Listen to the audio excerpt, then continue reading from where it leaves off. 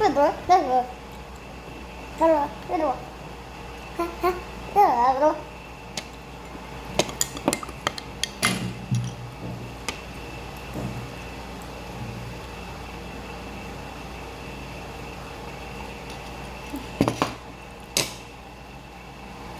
Ay, makakulit. So, hindi pa rin ako busog guys sa sobrang sarap na ito.